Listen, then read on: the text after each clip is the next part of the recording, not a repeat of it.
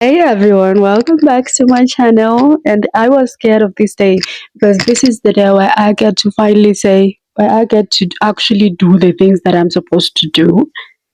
And it's as simple as writing a letter to myself. So, my first ever letter needed to reflect what I was feeling in the moment, and it was my fear of adulting, even though I'm a literal middle aged adult.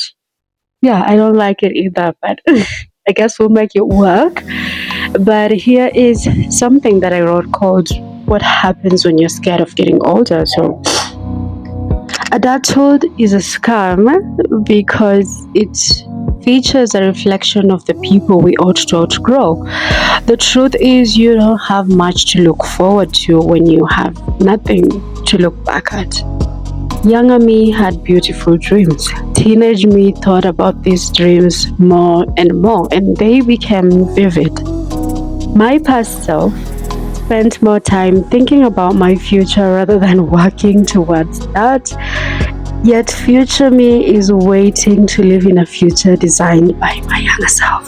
So that leaves one person, my current version, to figure out how to bridge that gap between dream and reality.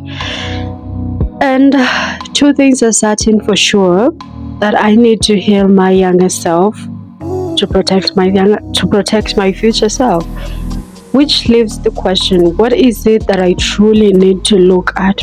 Is it my dreams? Is it my delusions? Is it my ambitions? Is it my goals, my memories, my success, my thought process, my emotions? There's a lot of things that I need to do.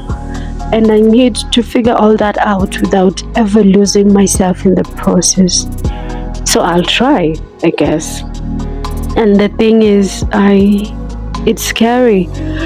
It's scary when you don't have a start. It's scary when you know everything but how to start. It's scary also to have little to no power to make it all happen, and it's also scary to try. But nothing is more scary than to think about what the future holds if you don't try. So maybe what if I did try? So that is my first letter. It's called What If I'm Scared of Getting Older? Because at the end of the day, the future comes and we might just live in it. And we had to regret not ever trying to create the future that we've always wanted, because that will be like prison for ourselves, because that is a sentence that we get to live in it at the time because of the decisions that we made when we were younger.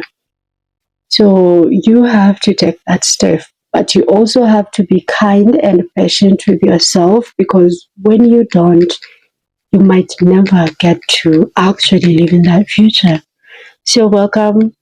Again, that was my letter for today. And if you have never met this channel, I am Cynthia, and every single day I write a letter to myself. Sometimes two, sometimes none. You didn't hear that last part. And I think this is a lot of things that I needed, because I have a lot of things that I don't talk about. Actually, everything.